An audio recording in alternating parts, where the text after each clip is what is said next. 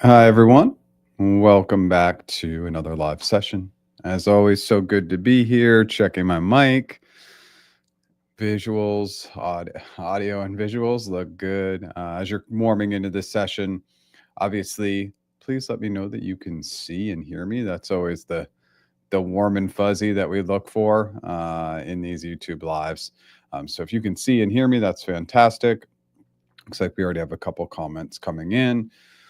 So, why don't we spend a little time warming into the session and let people kind of warm up and join the live stream? And so, let's start by going backwards. Yesterday's video, I really wanted to, it's always good to just kind of do one of these LinkedIn reviews. Maybe once a year, do one of those videos just to make sure, like, hey, you've optimized your LinkedIn profile. And I know it's like, oh, Jeff, we've heard so much about the LinkedIn profile from you.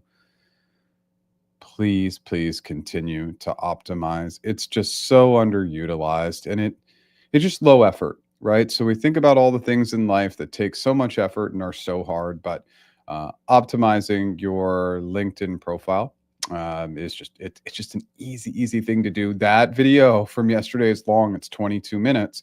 So, what do we know about me? I'm low and slow, so you can always speed up time. Of course, the algorithm rewards time watched, but I don't really care about that. What I really want from you and the community is just to get value. So you see that 22-minute video and you think, oh, wow, that's really overwhelming for a LinkedIn profile optimization or review. But let's just go ahead and just take those simple steps. You would be shocked at what's going to come from it. So again, that was yesterday's video. I produce long form content every single Monday. And so if you haven't had a chance to check that out, check that out. I see some of the people are coming in. Again, just any warm and fuzzies, you can see and hear me. And then obviously, where are you visiting from? We're really fortunate to have this global community. So we always have people visiting from cool places, which is awesome. I totally love it. I think I've coached clients in 35 plus countries, which just still just blows my mind. So if this is your first time here, my name is Jeff H. Sipe. My business is practiceinterviews.com. And I do one-on-one interview coaching, one-on-one negotiation coaching, and one-on-one career strategy, which is really focused in on resume, LinkedIn, networking, really whatever you need. Interview mastery course, still killing it there.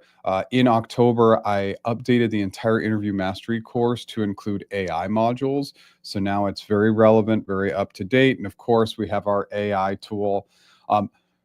Couple things to note with the AI tool. We are thinking and we're considering, I'm not running any promos today because we're considering lowering the price of our AI tool. And obviously, I'd love feedback on that as we talk through it to see if, like, maybe we have different tiers of lowering the price point there. Again, obviously, always looking for feedback from the community. I go live 9 a.m. Pacific every Tuesday, new original long form content every Monday. And then my goal now is 3 shorts every single week. So I'm going to start producing a little bit more short form content as well. And just trying to drive towards that. And I'm always trying to talk about what's relevant. And I love these live sessions because this is a lot of the relevance that informs me what I should be talking about in my shorts. Okay, we got a big subject today. So Google's new reality, downsizing and ditching diversity. It's something that we'll talk about in our downtime. This is a more general Q&A. And again, any questions, comments, thoughts, please bring them in. But I do want to talk a little bit about this new reality at Google because it's not only Google, but it's an overall trend. And we need to talk about it. It's important. So we'll do that in our downtime. Thank you, everybody, so much for being here. We're 4 minutes in. People know I don't like to go more than 4 to 5 minutes to warm up and let's get started. So thank you so much. Just had my RRK interview that did not go as expected at all. 2 recruiters joined, both with camera off, and one did not speak at all, which threw me off, but I was too nervous to say anything. Okay. Additionally, I wasn't asked anything about specific experiences, just why I chose sales and what my KPIs and quotas and targets were. Okay, I'm gonna have to come. Sorry, I jumped ahead too quickly. So right here, um, to me, this is I'm just a little confused. Okay, so let's talk about multiple components of this. this is your first time here, you see we're going to dive into everything. But I don't know why a recruiter would be on an RRK interview at all. The only time recruiters are really involved in the interview process is it's an initial screen. So you'd be talking to them for an initial screen. And hey, if they had another recruiter join, maybe that recruiter's brand new to the organization. They just want to see what a candidate interview looks like.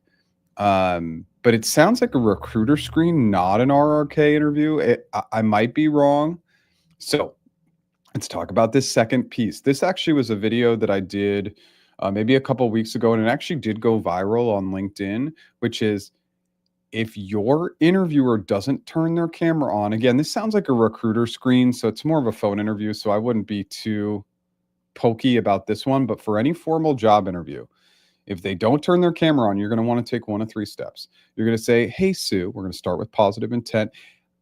"Your camera's not on. Just wanted to check, make sure you're going to have your camera on during this interview." If Sue says no, then your second step is to say, "Sue, if you're not going to have your camera on, do you mind if I turn my camera off as well?" If Sue says no, step three, "Sue, unfortunately, I'm going to need to cancel this interview. Thank you so much for your time. Have a great day." Hang up and go right to your recruiter, hiring manager, point of contact and say, "I'm not conducting an interview where the interviewer keeps their camera off, but I need to have my camera on." Might you lose the job for that?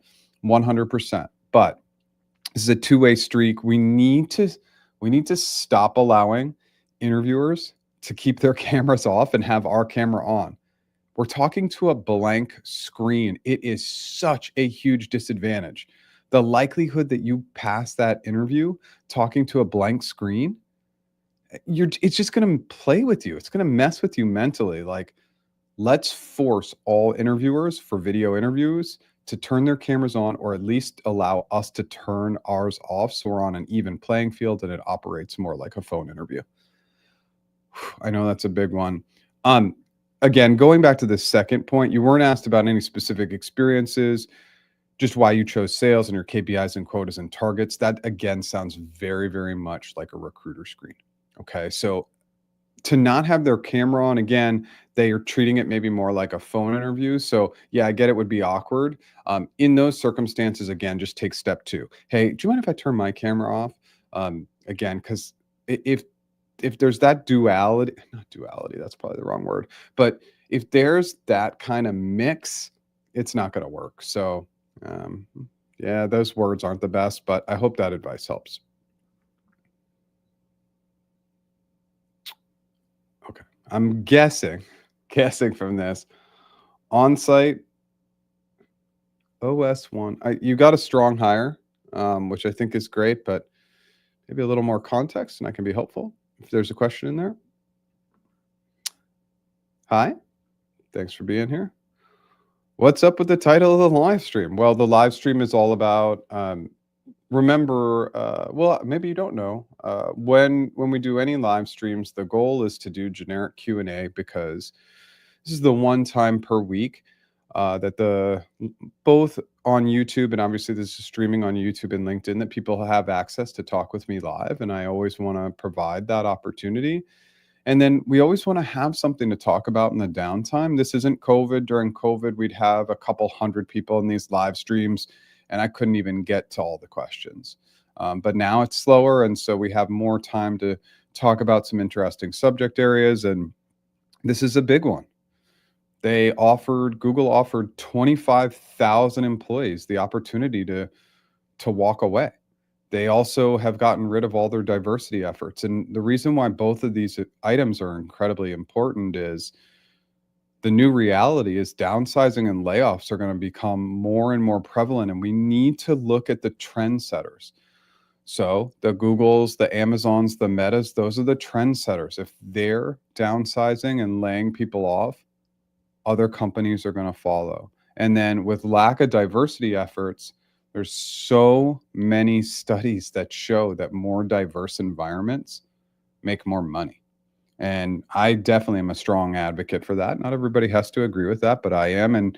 And diversity is such a core foundational item of Google as an organization. So ditching diversity hiring efforts and hitting quotas and trying to go after numbers, targets It is a huge deal. It goes away from the core of who they are as a company.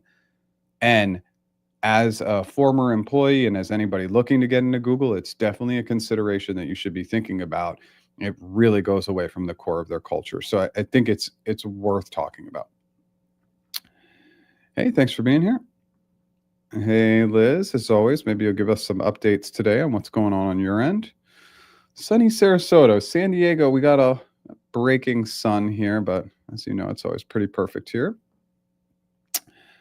Hi from LA. Yep, we're going to get some rain in SoCal. Looks like starting tomorrow, which we really, really need. Hey, Patrick, thanks for being here. Thanks so much for all your content. I've watched some of your videos and recently got an offer from ServiceNow. The info you share in your videos is tremendously helpful. Thanks so much, Patrick. Congrats on the role at ServiceNow. ServiceNow is a killer company. Definitely a top tier company, and wish you the best of luck there. Thanks for being here. Jeff, my second interview, which was supposed to be today for the data analyst apprentice role at Google, got postponed for tomorrow, 12 hours from now.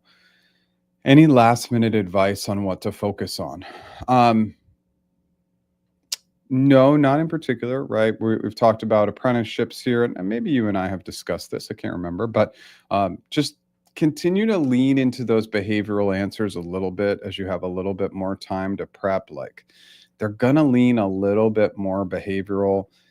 Anything you can do, with an additional 12 hours, we're just trying to fine tune a couple of items. And then just remember, just go to that meditative, really chilled out state a half an hour before. Don't prep right up until the interview. But right now, it's just fine tuning. Is your cheat sheet clean? Is everything kind of like making sense? Have you really got a good attachment to some of those assumptions you're going to make on the hypothetical side? And then are you thinking through everything in your behavioral answers? And just, again, is there an opportunity to fine tune? With 12 hours left, we don't want to do too much. We just want to do little tweaks. Now there's almost 2 months before I start. Can you please share some advice during this period to help me be set up for success in this role or onboarding at the least? Yeah, it's a great question, Patrick. So sometimes whenever we accept a new job, hopefully at this point we can reach out to the hiring manager directly. I always recommend going to them. Hey, from what you've seen personally and from the employees on your team, what can I be doing to set myself up for success over the next couple months? Is there any guidance you have for videos, articles, books, trainings, anything I can do so I can really hit the ground running? I always go to the source, and the source is the hiring manager. Would it make sense for me to meet with some of the team members before I join? It's showing your excitement and enthusiasm. So I would definitely go straight to them and ask those questions. But we always want to, we want to come in and hit the ground running. So just learning more about ServiceNow as an organization, how they operate, that can be a basic item, but I always go to the POCs. I hope that helps. Also, any tips for the strengths and weaknesses question? You are so unlikely to get those questions. It's just that it's not common. But strengths always the tell me about yourself. Why should we hire you in strengths question? Rule of 3. Focus in on 3 items and focus in on the rule of 3 with strong role attachment. Now, when it comes to weaknesses, it's something that you've already solved for. So let me give you an example. Sue, I used to spend way too much time checking my email, and I found that it was a huge distraction in my day, and it was an area of growth for me. And so what I've done is I've specifically built in time blocks in my calendar to check my email inbox, and then the last block of the day is to just make sure I'm really organized and I do all my follow-ups in my inbox.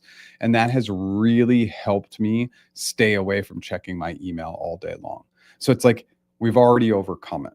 Now I'm actually talking about something specifically that I've had a challenge with. A lot of us have a challenge with over checking email. It's like it's dopamine, right? It's just like you don't want to do the real work, so you just check your email. Obviously, a day where you've checked your email 1,000 times is usually not a productive day. But always with weaknesses, I like to change the wording to area of growth, and then I'm going to focus in on something I've already improved on. So I just want to let you know that the expectation is that you're not asked those questions. Not very common at Google. Hey, Maria. Happened to me once. Skip level, didn't turn camera on. It's just, I mean, we could get into it, right? And anybody who's been here more than once knows I like to get into it. And so, I mean, it's just, it shows so many things about your audience. It just speaks volumes, right? It speaks volumes to their overall awareness, empathy, understanding, all these things that are really important that you would look for in a coworker or a lead. It's just crazy to me that somebody wouldn't turn their camera on and would expect you to keep it on. Again, I don't mind if they have their camera off, but if they have their camera off, we got to ask them if they're going to turn it on, and we got to ask them if we can turn ours off. And if we can't turn ours off and they don't have to turn theirs on, I am not conducting that interview. And this is on organizations. Like, what the heck is going on across all these organizations that they don't say, this is a video interview because we're not having in-person interviews anymore. You have to turn your camera on. And that should come from the president, the CEO, the founder, the owner, whoever it is. And it should be tracked and monitored. And the fact that that's not happening, candidate experience is getting so poor because of the lack of people turning their cameras on. It's not a small percentage. It's something like 30 to 40% of video interviewers aren't turning their camera on. What would we make the equivalent? Like, what's the analogy of that? Is that like walking into a face-to-face interview with a mask on, right? I mean, it's that egregious. It's that ridiculous. So we need to, actually, I think I'll do a LinkedIn post on this. Like, what's the analogy to not turning your camera on for like when we had in-person interviews? I'll have GPT come up with some ideas, and I'll throw a LinkedIn post out there because it's ridiculous. Hi, thanks for being here. When is the best time to apply for an account strategist role? I'm graduating in May 2025. I mean, I feel like, right around when you're graduating, maybe a little bit before, so maybe in April. Again, remember what they're going to look for in the account strategist role is hopefully you've had some internships or some experiences. Again, it's not always fluid to be graduating. Sometimes we take time off. Sometimes we're working full time. They're going to just look for at least a couple of years of client-based work. So client-based work is just working with clients, trying to sell to clients. It doesn't have to be in the ad space, but you will need some of that experience to get in the door as an account strategist. So I would say April. I would start applying in April.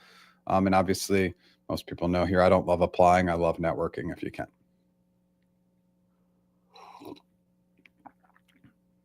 One developer is in the US equals 5 developers in India. I don't agree with that statement.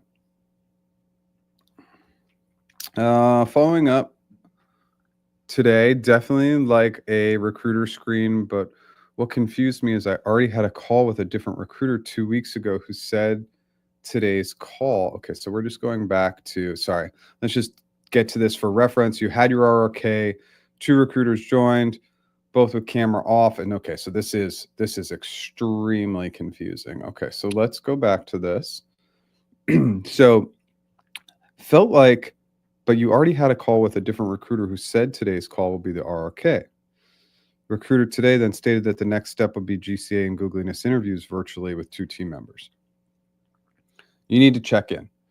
You need to say, I'm trying to like understand. And I guess another question would be, in that RRK interview, we definitely know that their backgrounds were recruiters. And I just also want to confirm you're not interviewing for a recruiter role, which would make sense to have recruiters in there. So maybe a little bit more information. But you definitely want to highlight, regardless, that, hey, like in my first interview, 2 people didn't turn their camera on, and I'm like, I don't want to conduct interviews where they don't turn their camera on. It's not a good candidate experience.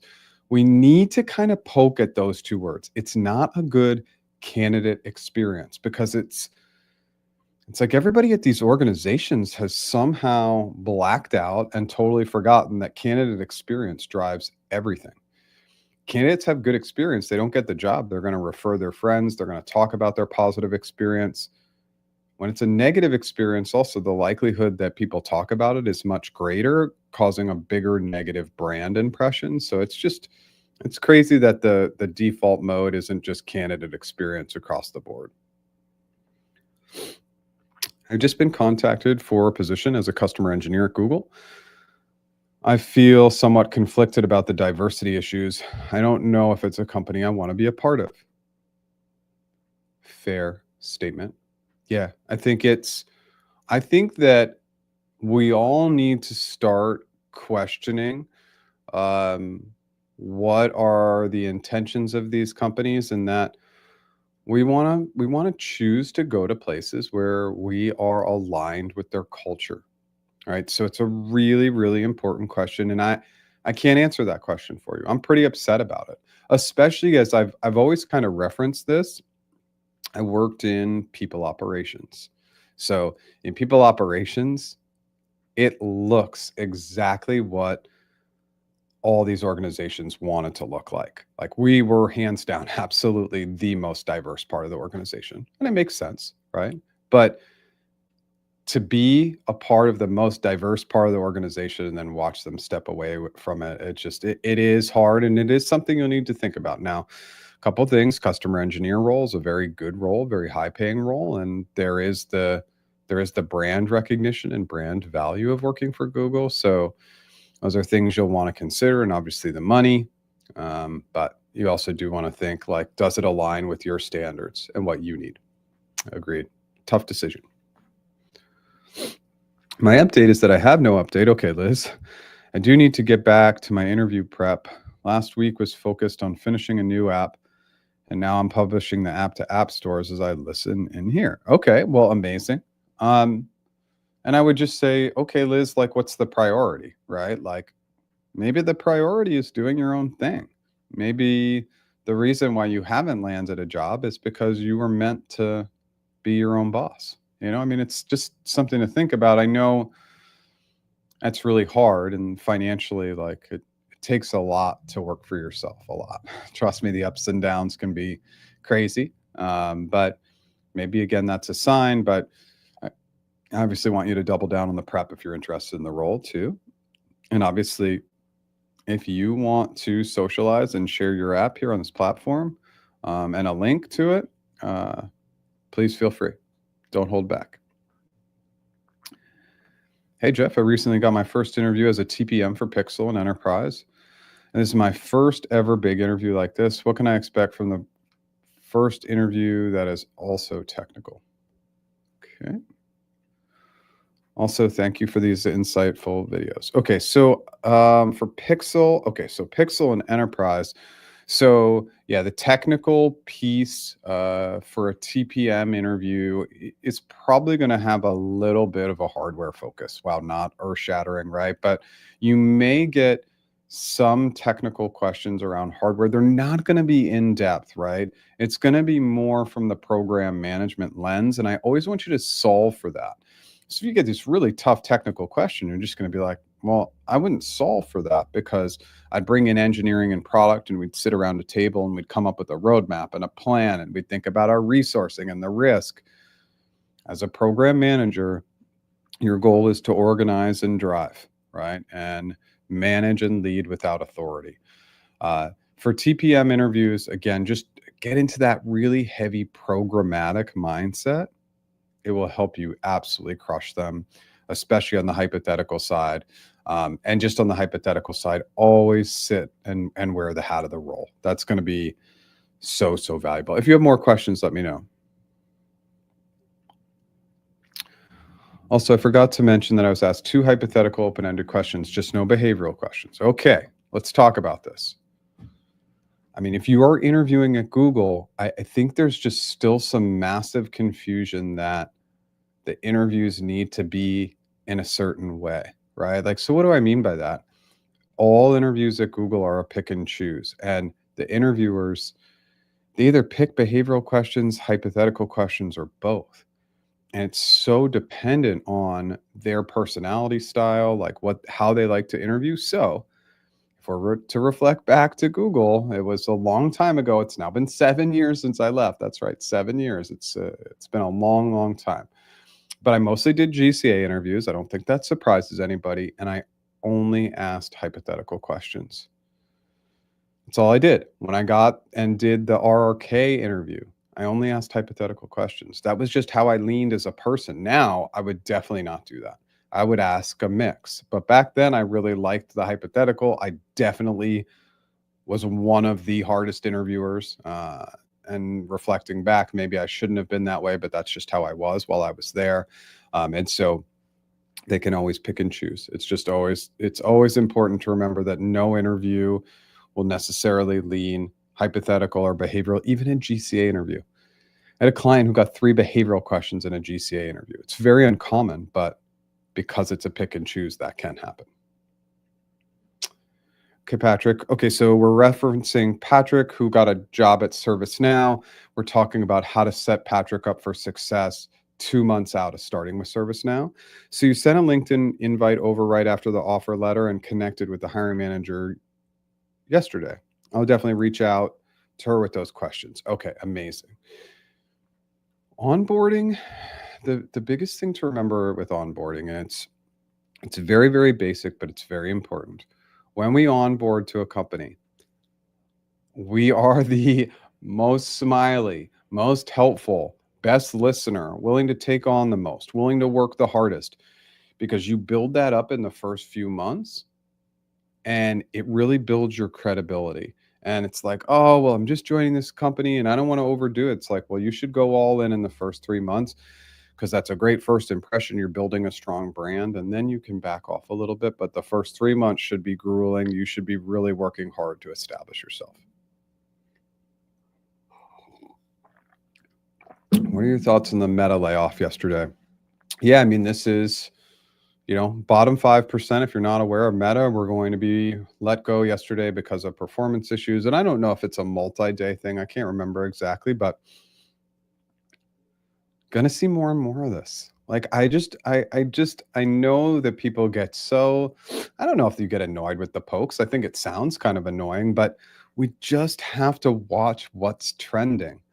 And what's trending is we're seeing all these big tech companies lay off. This is the future. There's going to be more and more layoffs. They don't need as many people to do the work because of automation. And this is going to trickle down to the other large tech companies, then the medium-sized tech companies, then the medium-sized companies, then the other large companies, and it's just going to be a trend.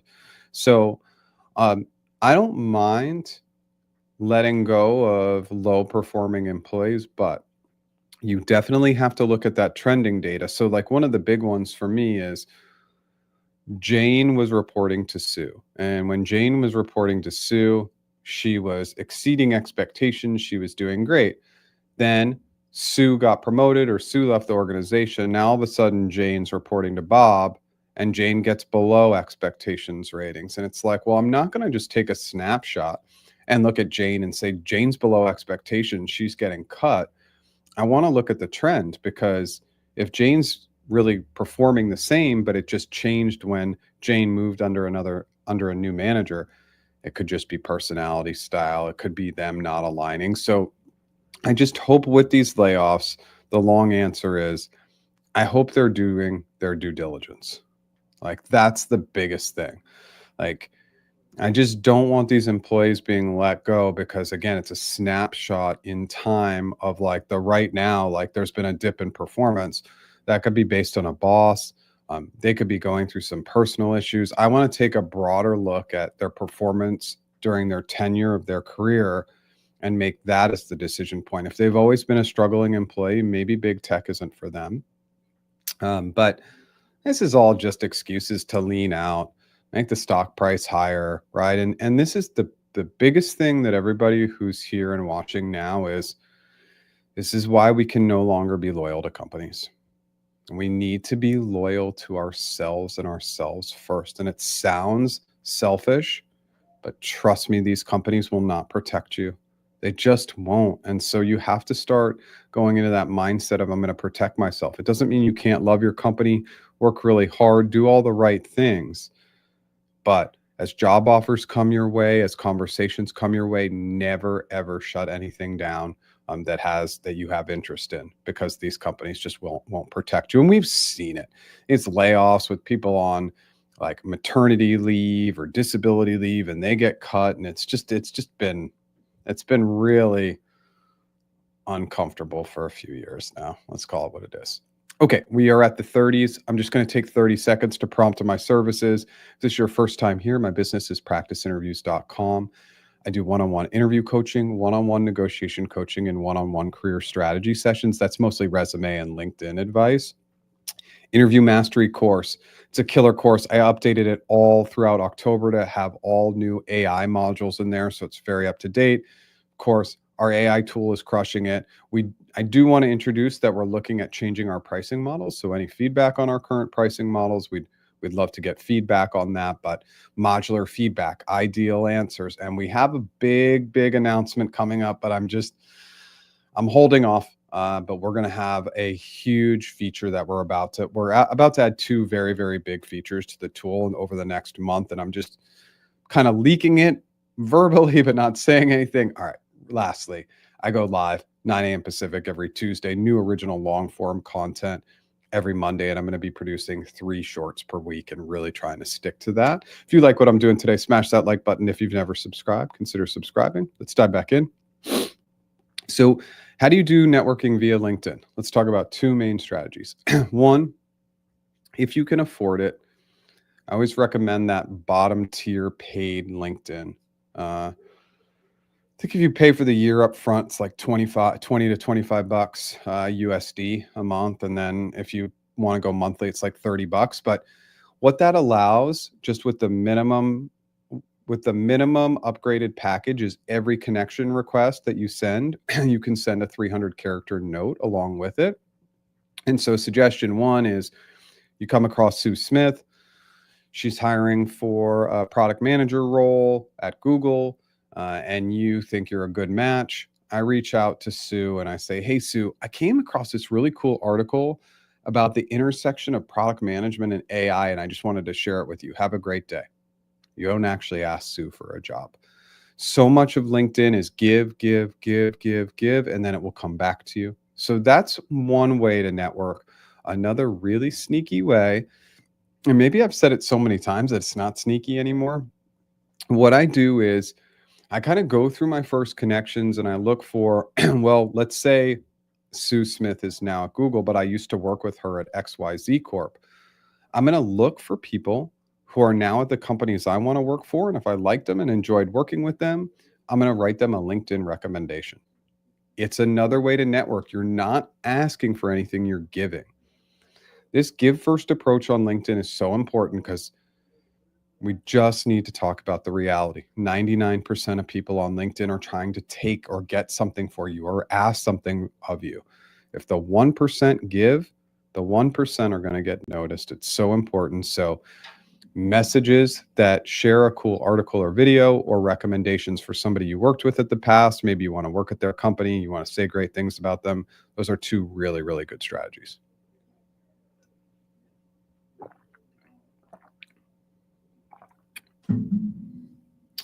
Do you have any tips on how to prepare for a strategist role? 2 years of experience in that space. Fantastic. It's kind of crazy over the years. Obviously, the flow of jobs that I've coached for has changed, but I mean, I've definitely coached more account strategists than any other role over the 6+ years I've been doing it. And so I definitely want you to just go to YouTube on desktop.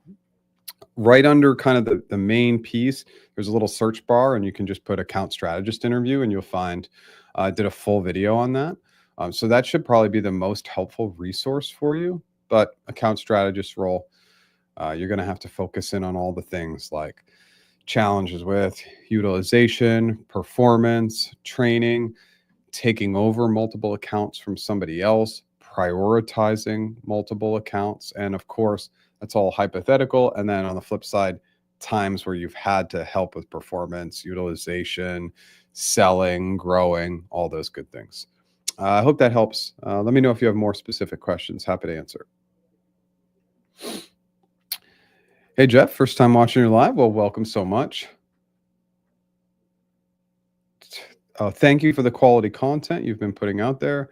I had an interview 6 months ago for an account strategist role with the head of industry. Okay, cool. Let's see if there's a second part. The interviewer was super disengaged and not even taking my answers seriously, as if he had already had somebody in mind.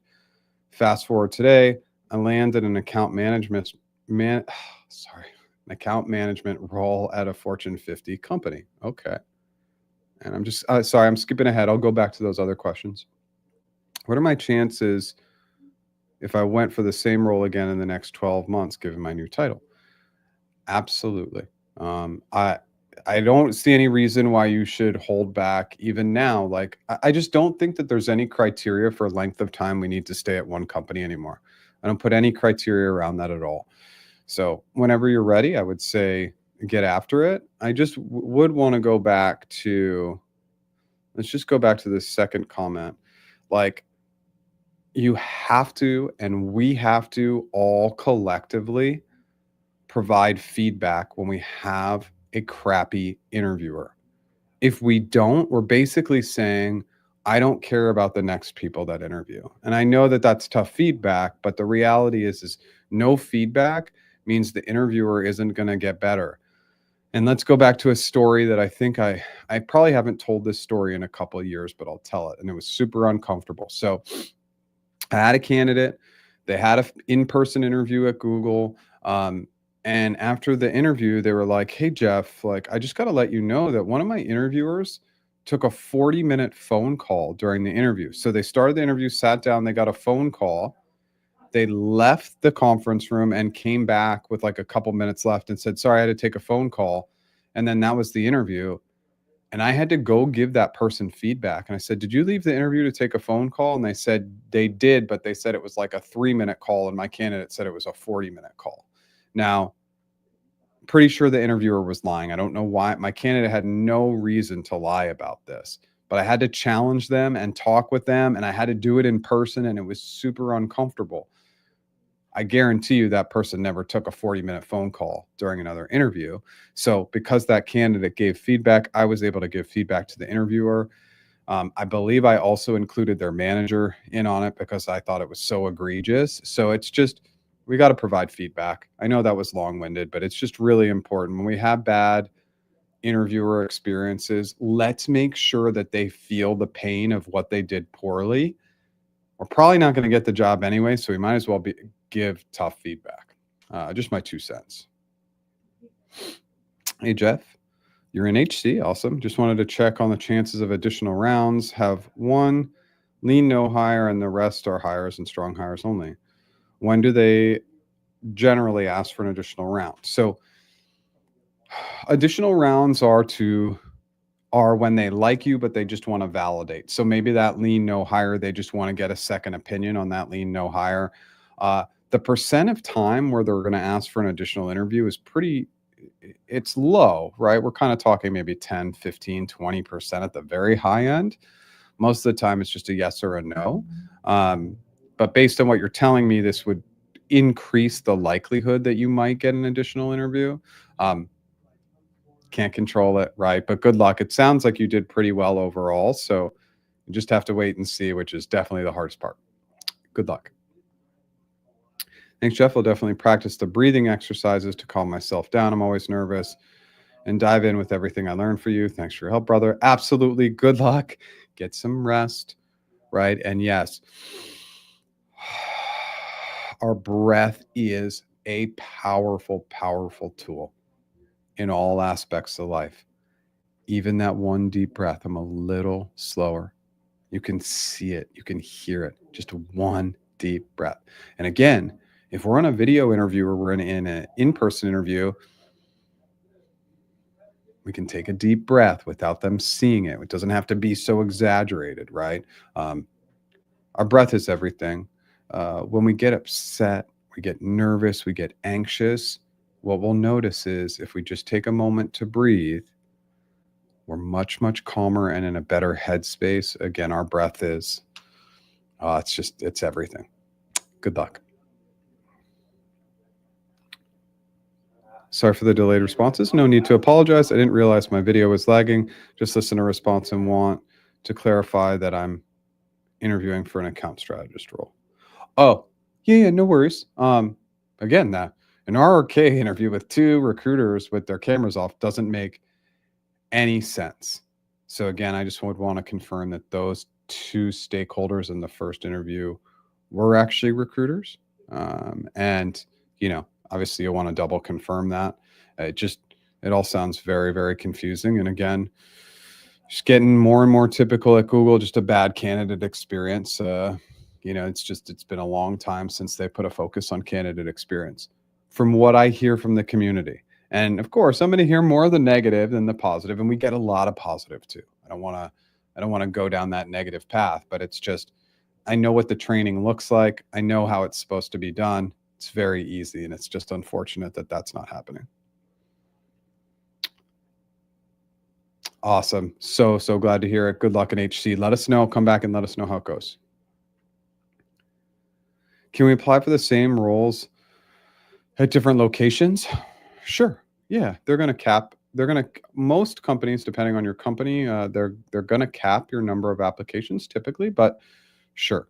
I don't really see a negative. Again, I'm not a huge fan of applying, but if you're going to apply and you are looking and open to multiple locations, try it. Hey, Edward, organize and drive for TPMs, making a note of that. Yeah. So what's that like classic framework that we like to talk about? And by the way, it works for all roles. But as I think about program managers, I recruited them for a few years. I wouldn't be a good one. It's not my strength, but the things that most program managers are looking at is they're always going back to like, well, what are the core goals and objectives? Then within those core goals and objectives, how are they constantly thinking about previous, current, and future data? So how are they bringing data into the mix? Then timeline, budget, and resources. What's the timeline? What's the budget? And how well are they resourced? Then they're looking at, okay, with all those things in mind, what's the overall scope and scale? Then they're going to account for risk. Risk is a big one. Risk management, risk mitigation, come up with risk plans. Then they're starting to think about, okay, what are the overall requirements? And then working with stakeholders to build that shared vision and then keeping things on track, momentum, continuous improvement, continuous monitoring, success metrics, constant for all program managers. And it's so thematic that I can just constantly rattle through that process. Again, wouldn't be my strength, but I love program manager roles. I think they're great roles. Understood. Thank you. I'm prepping hard for PGM questions since my background is enterprise mobility management. Is it common to have the first interview before the other ones get scheduled? Maybe it's because of my referral situation and I'm willing to relocate from Ohio to California. They told me if I nail the interview, the other 3 will be scheduled. What happens in all companies now is ever since COVID and we moved to a more virtual interview environment, they've made interviewing more flexible and more like this to save time. It saves your time, it saves their time. If the first interview doesn't go well, they can let you go. If it goes great, then they can push you onto the next part of the process. When we did in-persons, we would do it all in one slate, all in one day. So passing one, moving on to the next, passing one, moving on to the next. It's so common now. And good luck. Ohio to California will be a big move. Get ready for the sticker shock, but definitely recommend doing it. Thanks, Jeff. I do enjoy mobile design and dev. I'll share links to the app once it's available. Now a question, do you think tech will swing back? I've seen multi-tech cycles. Okay. P.S. I will apply myself properly in the next 2 weeks and give your tools a real workout. I want to see how the current op plays out. I can always continue to build apps in my free time. Absolutely. Everything's cyclical, right? Like let's bring up a fun one. Like that's why we I don't know, maybe this is too much of a US based comment, but that's why we go from boot cut to skinny jeans and back again like a 10 million times. That's why clothes in the 80s, and I grew up in the 80s. I was a kid in the 80s. Like now I see people wearing 80s stuff and I just shake my head, right? Everything's cyclical. So will we go from a reduction in diversity in DEI and then bring it back? Probably. How many jobs are going to be left when we do that though? Like again, that's the thing I want to continue to think about. We are still not trying to, and I'm not trying to present gloom and doom. I just want people ready for what an automated world is going to look like. It's going to happen really fast, and it's happening faster and faster and faster. And it's just the recognition that that's coming. And please share here when you're ready. Hey, Jeff, I have a G&L with Google coming up tomorrow. Can you let me know what to expect, please? Can I refer to my notes or answers written on my computer when answering questions? I would not refer to full answers. That will not play well. You should refer to your notes. So remember, for a video interview, we're here with the camera. We're looking at the camera, and then we say, my fake interviewer is always Sue. We say, hey, Sue, I'm just going to take a minute to gather my thoughts. And I'm going to grab this. I always have my pen right here. I'm going to say, Sue, I'm just going to take a minute to gather my thoughts. Then boom, I'm heads down. So I'm here. I got my cheat sheet right on one side, and then I got my notes on another side. So I'm referencing my cheat sheet and I'm writing notes, but looking at notes here or here or here is going to indicate to your interviewer that you're reading answers. So that's why a cheat sheet is so helpful. On the behavioral side, we're just trying to remember the example. And then on the hypothetical side, we're just trying to say, oh, okay, I should ask questions about clients or the historical data or this, or like, I love using the framework concept of risk or monitoring or whatever it is. It's just a reference point to get the juices flowing. 2 big tips. Restate the question. So like make sure that you restate it to clarify it, write down the question. 99% of candidates are answering the wrong question or an adjacent question in a slate of interviews. It's just, I see it all the time. And then always ask for time. I'm just going to take a minute to gather my thoughts. Now, sometimes for a behavioral answer, you might identify that answer in 3 seconds, but then you start to think about the pivot point. Okay, where do I start my actions? Because you might have that great example, but you don't want to give all the background because the action talked about this point where you're like breaking it apart. Obviously, I have a ton of content on that. You can check out a pivot point video that I did on the behavioral side, but just make sure your cheat sheet's really clean. Write everything down, and then I just wouldn't be reading off of a screen. That's going to be a little tough. Are we expecting more layoffs in Google? Do you think it is a wise move to tech now? So again, what Google announced is about 25,000 employees. They gave an optional walk away. I don't know how many people are going to walk away from their jobs in these economic conditions. The job market's not good. It's not. And if anybody here is looking for a job, like it's hard out there. I want to acknowledge and empathize that it's not a good job market. It's a tough job market. If you are working, most of the people here are going to be working corporate jobs, desk jobs. It's a really tough time. So I don't know how many of those 25,000 are going to leave. And then if nobody wants to do it or very few people do it, maybe they do push because this is product area based. It's hardware based. So maybe they just say, hey, people didn't want to leave. So they just let them go. So I think we might see that. Is now still a wise time to move to tech? I'm just going to say yes, because like the brands are so valuable. Get that brand in your background and it will play. And look, I mean, I'm always very transparent. I think we're sitting at the 11th. I think I just eclipsed the 7-year mark of leaving Google 7 years ago. I'm still using their brand to get views, to make money, of course, because the brand is powerful. Now, I think my coaching's pretty good, and I don't think I needed to work at Google to be where I am, but I'm going to leverage that, right? And so I want people to understand leveraging the brand of these big companies is really powerful. So in that sense, yes. And of course, the compensation's great, but you have to align with what they're doing culturally and just know that it could be a short tenure. The ads domain is really getting crazy. So here's what's happened. Um, Ads are not as effective anymore. Why? Gemini. So you go into a Google search and you're looking for something and Gemini spits out a result. You're not even getting to the sponsored.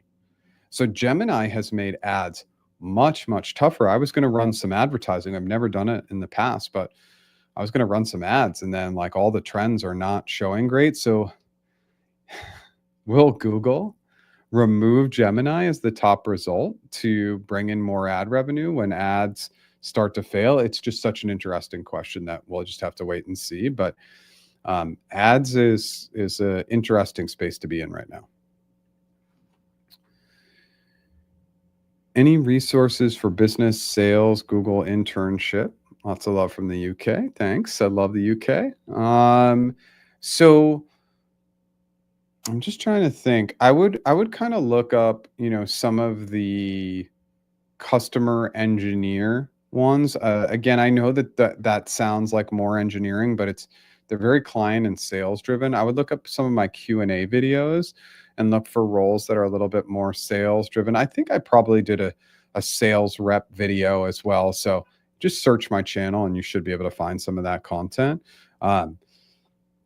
With sales, so much of that is planning, collaboration, and one of the big things on sales that I think people fail on in the interviews is they try to make it all client facing and no internal facing, using data, using stakeholders, using use cases. And it's a huge missing piece of the puzzle that I recommend thinking about as well. Will there be a hiring freeze or a hiring slowdown at Google? Freeze? Probably not, just based on like just needs based, but it's definitely slow. It's very slow this year. And then again, if people don't opt out, will they start laying off? Probably.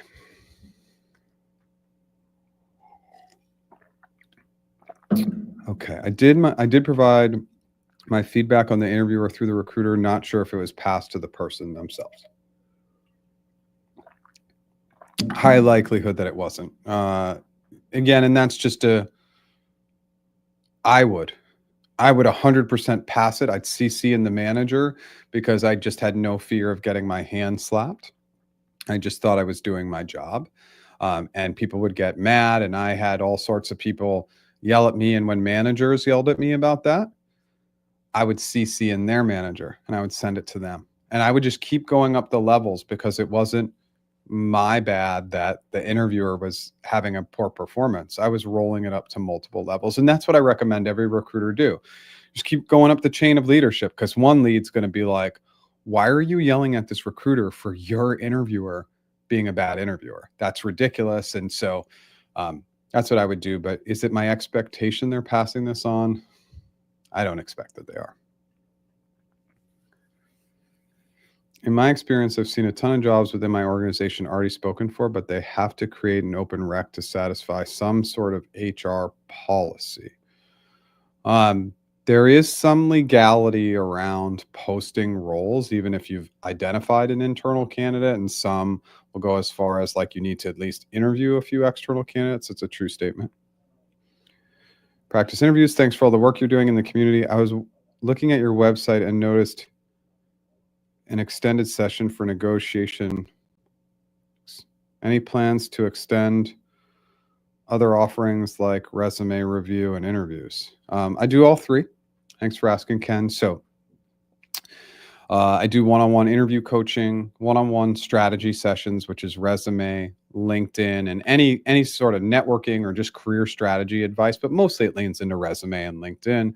And then I have the one-on-one negotiation coaching. And so the interview coaching and the strategy sessions, it's a 1-hour session. The negotiations sessions, it's ongoing. We have no idea how long the process will go, but like once somebody has an offer, we'll meet as many times as we need to. I hope that's really clear on my page. If you go to the one-on-one coaching page at the top, it should show you all three options. And then if you scroll down, you can learn more. I also have packages.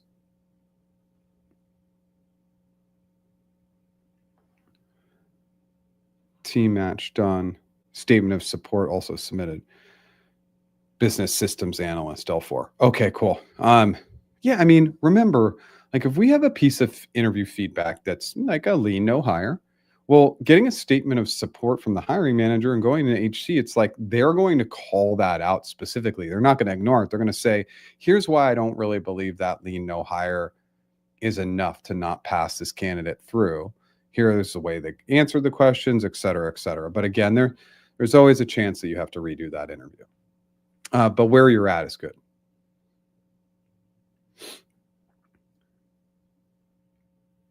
I understand your suggestion to reach out to clarify what exactly is going on in my process.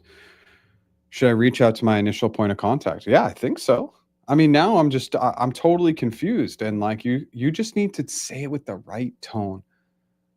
Because I'm external to the organization, I'm a little confused at what's going on.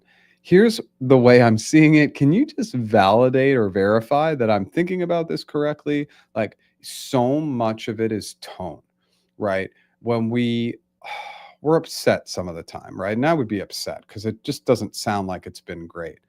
But if our pitch and tone comes across in a gracious and kind way, I'm always looking for communication styles and how people are just the interesting way that they communicate. But if you communicate with graciousness and kindness, you'll always win. So yes, I recommend doing that right now. Hey Jeff, I have an interview with you. Second fumble.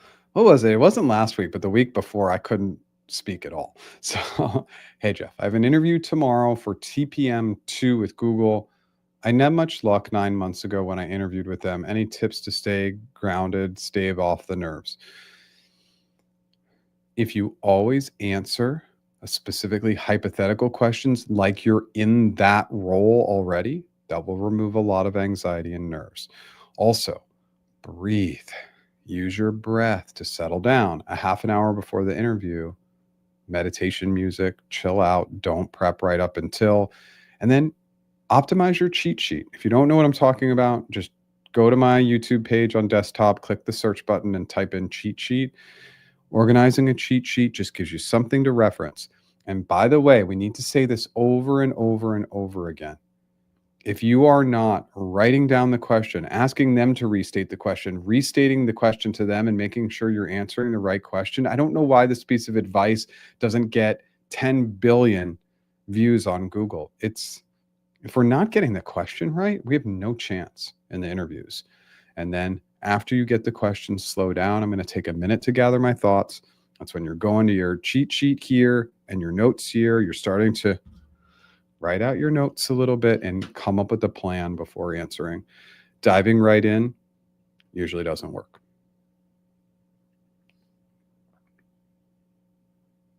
Your sister lives in San Mateo. Where are the sticker shock? I am going to visit a couple of very close friends in San Mateo in a couple of weeks. So excited. San Mateo is such a awesome spot, really close to the city. And yeah, it's a great spot. Thank you for being here. Seen a big reduction in H-1B visa hiring.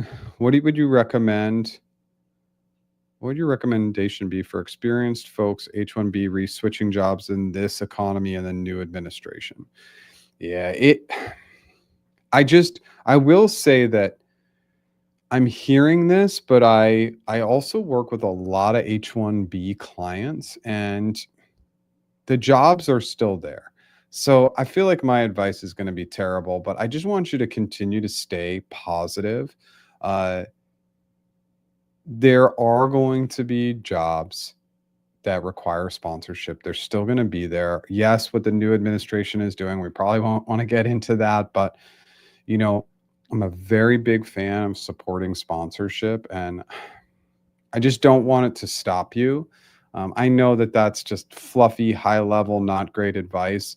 I think the trends are going down a little bit, but I'm still seeing a lot of hiring for H-1Bs. So just know that it's still happening and just try to stay as positive as you can. I know that that's not great advice.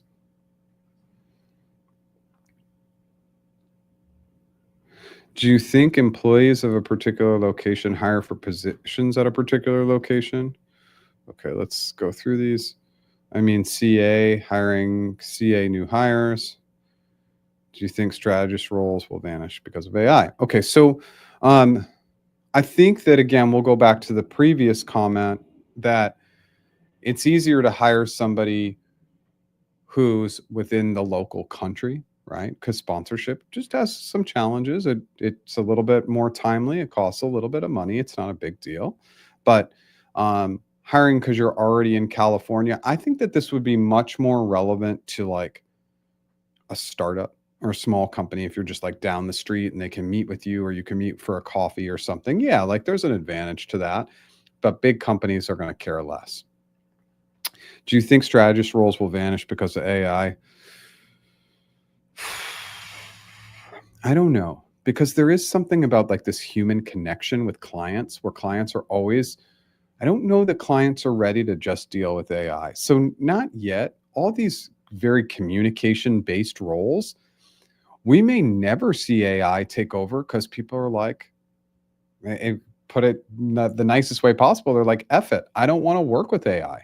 I want to work with a human. And so, for all these communication based roles, AI may never take over because people just want to talk to people. But will we see some automation? Oh, yeah, they already did that. They already fired a percentage at Google in ads because they found out it was like something with, I can't remember now, but it was something with Performance Max. And they found out that they could automate that and a bunch of employees lost their jobs. So we'll definitely see a shift for sure.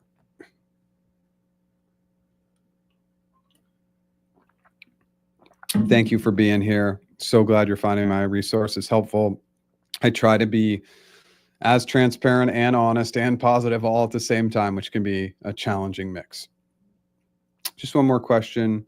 Wise to move from consulting to tech? I'm based in India. I like both a lot.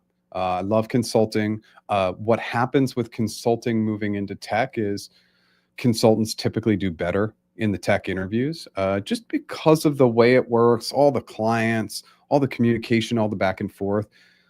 People who have worked in consulting tend to be better interviewers just because of the ambiguity of all the situations they've had to deal with clients.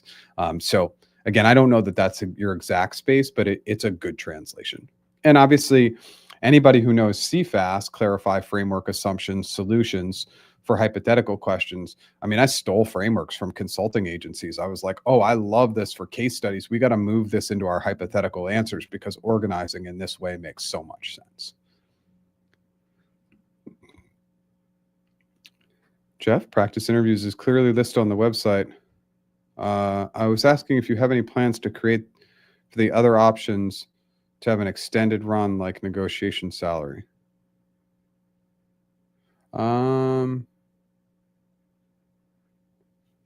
I do have a negotiation salary. I'm not sure if it's like maybe what you're asking. Trying to shorthand the questions to note right on a wall or text or stay within the character limit. Maybe you're asking about like a more comprehensive, like I coach you through all the steps of the process. It's something that I have considered. It would definitely be a much higher tier and cost point. I spoke with one of my not competitors. I don't really look at career coaches as competitors, but somebody in the competitive space who does an all in. I'm not sure. The primary focus of my business now is developing and creating a great app. And so, but I like the packages because the packages are just kind of like, it's the AI tool, the course, et cetera. And I don't want to go too much into sales mode. So, but building out something broader, it's something that I'm thinking about, but I don't know how committed and the ambiguity of it is pretty tough in today's job market. Writing question guidance is what impressed my interviewers. Okay. I've told this story before. It's definitely been well over a year. So let's have some fun as we're getting to be an hour and we're kind of winding down in this session. So most people are familiar with Waymo. That's Google's self-driving car division. And I was considering a recruiter role with Waymo. And, obviously this was in person. Waymo was part of the Google X building. So I went in and to say the least, like the first two interviews were the best two interviews of my life, period. Like better than any Google interview I had. Like I crushed those first two interviews. Third interview, skip lead. GCA interview. Of course, I'm all excited for a GCA interview. I know how to do this. So she asked me the question, and I jump up to the whiteboard and I start solving like a crazy person. 10 minutes in, I realize I don't really know the question I'm answering. And I pause. Let's just call her Sue for fun. And I say, "Hey, Sue, can you restate the question for me?" She restates it, and I go, "Sue, I'm really sorry. Clearly, I got too excited. I jumped up and I've been answering the wrong question. Take all the information that I just provided and just think about it as thought process. And please provide me, if it's okay, with 5 additional minutes to answer the right question." She gave me that 5 minutes. End of the process, they were like, "Jeff, you crushed the interviews and it was really, really close. You were just laser thin. You came in second place." And I said, "Oh, yeah, of course I did, because I answered the wrong question." And so, ever from that moment on, it was just such a great learning lesson. And I actually don't think I was going to take the job at Waymo, just candidly, because the equity was not quite as clean and clear as it was just as a regular Google employee. But I wanted to have the option to say yes or no, right? And I didn't have that option because I didn't write down the question. I got too excited and I dove in. And I just have done so much client work. It's approaching 3,000 one-on-one sessions. And in all those sessions, so often I'm not going to correct my client because I just want to see the data they give. But oftentimes they're answering not maybe the wrong question, but adjacent. And that adjacent piece is huge. We have to be answering the right questions. The vast majority of people I know are not writing down the question and not restating it to make sure that they've written it down correctly, and they're not asking their interviewer to restate it as well to make sure it's totally clear. It will change the game. And it's such a simple tip. And again, go Google it.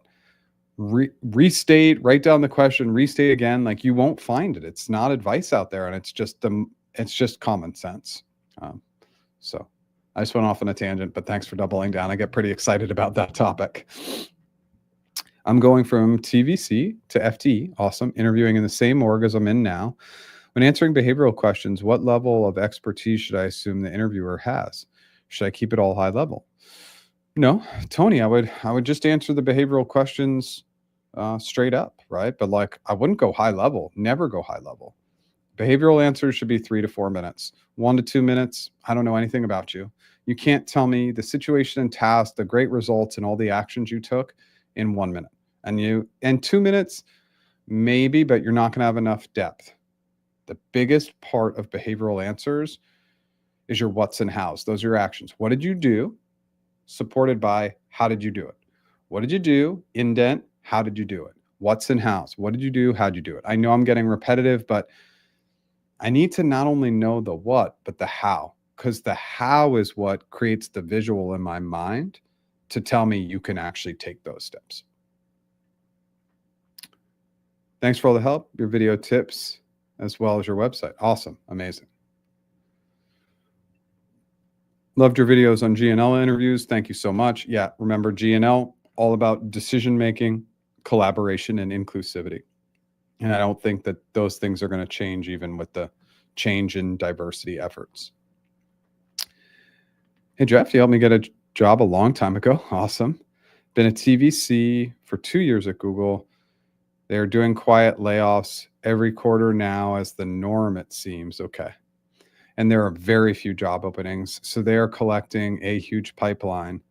They even have postings up for roles that are already hired. Okay. That I have not heard. That's bad.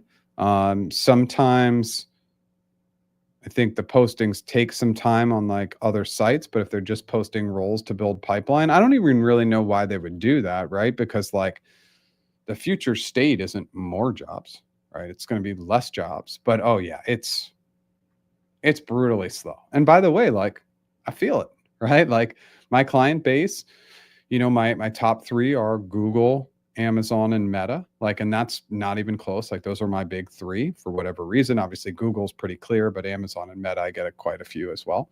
And I can just tell you on the Google side of things are really, really slow.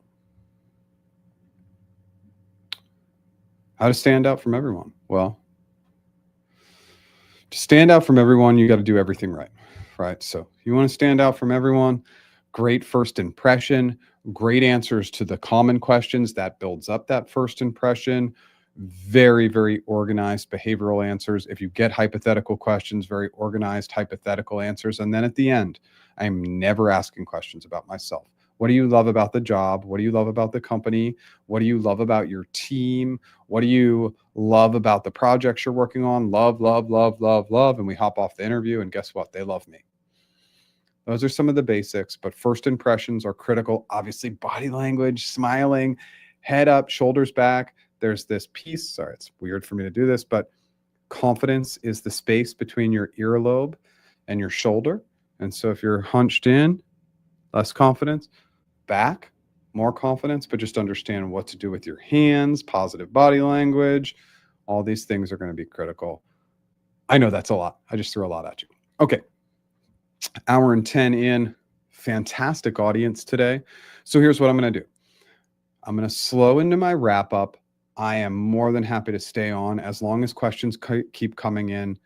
I will hang out with you guys, but I'm just going to go into my wrap up really quickly. And then if any more comments come in, I'm happy to answer.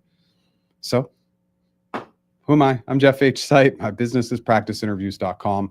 I do one-on-one interview coaching, one-on-one negotiation coaching, and one-on-one career strategy sessions. That's mostly LinkedIn and resume review. And we have packages. The packages are at a huge discount. So definitely recommend checking those out. Our interview mastery course, all of October, I updated it to have AI modules.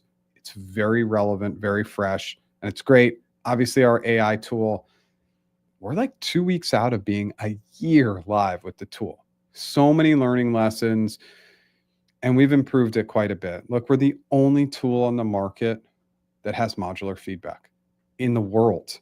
We're the only tool that says, you answered using the STAR method. Here's what I would improve in the situation and task, the actions, results.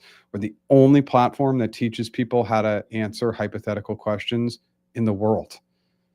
It's a fantastic tool. And by the way, give us feedback. Jeff@practiceinterviews.com. Do you like the price point of our tool? We realize maybe it's too high. Maybe we need to lower that price point, make it accessible to everybody. We want people on the tool. We know it will be a game changer. So if you haven't checked that out, please do. I go live 9 a.m. Pacific time every Tuesday, new original long form content every Monday. And I'm going to try and do and stick to it 3 YouTube shorts a week. I'll repurpose that on LinkedIn and TikTok as well. Okay, that's my wrap up. Now I see we have more questions, so I'm going to go ahead and answer those. And then when we're done, I'll hop off. Thank you. A lot of whispers within about the ending of DEI. Melanie Parker went from being C-level chief diversity officer to being a VP and change in title now. Oh, I have a friend in DEI at Google, and I really need to check in with her to see what's going on with her. Seems scary to dive into tech right now. Listening to layoff stories is bad. Yeah, I mean, I think it depends on the company too. Like sometimes, like being like you're newer, you may not be susceptible to layoffs. Now that doesn't necessarily play because if the product area goes down, but a lot of times these companies are prioritizing laying off people who have been at the organization a little bit longer, but obviously it's fluid. How do you know what to expect in an RRK interview? I'm applying for a very specific senior data scientist role in GTech ads, so I assume it would be team specific. Throw the job description into GPT, Gemini, Claude, Llama, whatever you prefer. Throw the job description in and say, create hypothetical and behavioral interview questions based on this job description. The RRK interview is going to be 60, 70% job description based. That's my biggest piece of advice. For technical RRK1 at Google, how can we get hints in the tech in scope? Technical RRK. I probably need to know more about the role, but maybe not. How do we get hints? Well, you get hints on hypothetical questions by asking clarifying questions. So what's the scope of this initiative that we're working on? Is this going to be a domestic or global initiative? What's the prioritization? Is this a high priority, a low priority, or a mid priority? Are we going to be using just internal stakeholders to get this done or external stakeholders? Should I imagine that I'm working with the product team, the engineering team, or both? Questions like that. Obviously, it depends on the role and it depends on the question. But you always, for a hypothetical question, what would you do? I want you to imagine, always ask clarifying questions. Resume tips about the ATS score. Just make sure your resume has a bulleted summary that's role aligned. You throw your resume and the job description into GPT or your preferred large language model, and you say create 5 to 7 resume bullets that have specific keywords from the job description that also meet my background. And then you're going to need to play around with it a little bit. But I always go for a bulleted summary. I don't really mess around with anything else. That's the easiest thing to do. Apple is doing great. Always a great time to join them, or Netflix. Don't feel discouraged. Most of the layoffs were L5 plus. Apple has not really been laying off. Netflix, I could argue for or against that, I think. But Apple has been pretty rock solid. Thank you for hosting this session. Of course, I'm here every week. Haven't been back here for half a year now. Okay. Happy to see the channel is doing well and the live sessions remain interactive. Keep it up. Thanks so much for coming back. Always love when people come back. And yeah, the live sessions are doing all right. We're doing good today, and that's always good. And they seem to be running at least an hour. I think anytime we can get to an hour, that's really good engagement. And it's like, if you look at my videos and you look at the percentage of views of the newer videos, they're down. But collectively, there's quite a lot of content now. It's, I'm approaching 530, 540 videos, something big. So it's fun that people can look at content that's now 6.5 years old. So you build up the collective library, and it's pretty good, and you just get some good flow. And it's just crazy to see. I think I'm probably like the last couple of years, it's like 10,000 subscribers per year, and that's still a lot of people. And so I'm so grateful, and I want to continue to show up for this community as long as I can. And I have told everybody, like, I don't know how long the YouTube journey is. I think people decide to give up. I'm definitely not giving up, but if business priorities change and the AI app takes off and I decide that I need to focus my efforts somewhere else, I will stop doing YouTube. But for now, I'm going to keep showing up, and I will let people know if I decide to trend away from YouTube.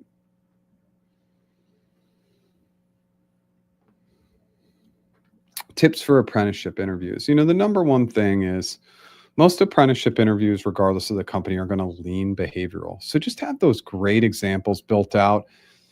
And they can be really diverse. They can be they can obviously be from internships or jobs, but they can also be from school projects. They can be from volunteer projects. It's a little bit more, you can throw a little bit more at your interviewer. But just like anything, apprenticeships are competitive, and I just want you to put the time and prep and practice like anybody would. Thanks for being here. I appreciate it. Jeff G. Sipe, the G is for goat. I love it, Greg. Thanks so much. It's so funny to be called the goat. I love that. I appreciate it. Someone told me they offered their entire PA at Google exit packages, but it was that area specifically, whereas DeepMind is hiring like crazy. Yeah. So Pixel and some of the hardware divisions were all offered exit packages, and they said it was going to be up to 25,000 employees. I think that employees are getting smart now and realizing that maybe they shouldn't take the package. But again, I don't know if that just means they're going to get laid off anyway, but the layoff will have a package. It's pretty interesting. Thanks for being here. Thank you so much for all the content. It's been really helpful. Awesome. Do you have to nail the intern interview for GCA plus RRK? I believe I could have been slightly more precise in terms of structuring my answers. GCA, especially. Other than that, I think I was pretty flawless. I don't know though. Yeah, and so like, let's just get some additional context here. Business sales internship, and this is on Thursday. I mean, of course, we want to crush all the interviews. It's also like really important that we're gracious and kind to ourselves, because there is no perfect interview. Nobody has perfect interviews. There's always going to be little hiccups here or there. It's always going to be like trying to get the interviewer to pay attention and connect with them. So um, you want to do well. It sounds like if you felt like it went pretty well, like one bad question or little hiccup there isn't going to stop you from getting a job. Good luck on your G&L interview. You remember me, Jeff? Yes, we asked about the Google Digital Marketing Apprenticeship in the last live session. Sure. Is there a question? Please let me know if you have a question because I'm about to wrap up here. So if there is a question, I'd love to help. My sister is about to do a recruiter interview for a mid-market GCS account executive role at Google. Any tips? Recruiter interview, be positive, show up on time. The recruiter's talking to her because she thinks she's a fit. Recruiter interviews should be very, very casual. They may ask a few questions, but I definitely did a video on that. Now we're saying that a lot today. I know I have a lot of videos. So if you go to desktop YouTube, search phone interview with a recruiter, there's some tips in there. It's a pretty robust video. So I would recommend that for her. But usually it's pretty casual. Oops, sorry, I jumped ahead here. You are welcome. Yeah, she's watching it. Okay, good. Sadly, I got the rejection after a 24/7 of hard work. I'm a 2024 graduate and I don't have any job. Every single time I get a rejection in the 4th or 5th round of every company, I'm frustrated. Yes, and so what this means, and it looks like maybe there's going to be an additional comment here, but what this means is that I strongly need to recommend that you're doing and getting one-on-one coaching. And again, that doesn't have to be with me. I do like the paid version because the paid puts a little bit of stake in the game, right? But the reality is that if you keep getting that far, but you're not getting it, there's something. And by the way, there's something for everybody. And so you need to be doing more live practice. And again, of course, if you want to check out the AI tool, but just getting more and more feedback on your answers. This just could be the unlock that you need. I can't say for sure, of course, because I wasn't in those interviews, but look, you're doing something right. I know it's hard, but you're getting more interviews than other people, it sounds like. So all I can say is keep going. Every rejection is getting you closer to a yes, and you just need to remember that. And I know that that's very easily said than done, but I would say like, I mean, I get rejected on my B2B reach outs to get people to adopt the AI app. I mean, it's just, it's like one demo per 100 reach outs, right? So it's like you just got to keep doubling down and hoping that the next one gets you on, and then you just keep going from there and there and there. And so I know it's easier said than done, but I'm experiencing it in a different way on my end. Would you suggest any other practice tool apart from Google Warmup? Of course, AI practice, our app.practiceinterviews.com. Google Warmup doesn't do anything. It literally doesn't give you feedback. It's so generic. The other AI apps, look, we've put so much time and effort, and the reality is that the other AI apps are letting you down because they're just not giving you specific feedback. It's general, like, does this answer good? Yes or no? Or they'll give you like a tiny little blurb on what to improve. The only thing that's going to get us better in an AI app is modular feedback, where it actually takes our specific feedback and says, You didn't state your role and company in the situation and task. That establishes credibility. In the results, you didn't provide any numbers. That's going to establish what was the great results of working with that client. You didn't provide any assumptions in your hypothetical questions. We recommend providing assumptions because. So the tool does all that. And app.practiceinterviews.com. It's a 7-day free trial. You got nothing to lose. Hi, guys. Join on YouTube. Okay.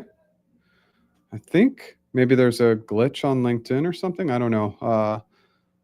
LinkedIn always gets much less viewership, but I love how the video shows up. It's one of the only features on LinkedIn I really love. You are welcome.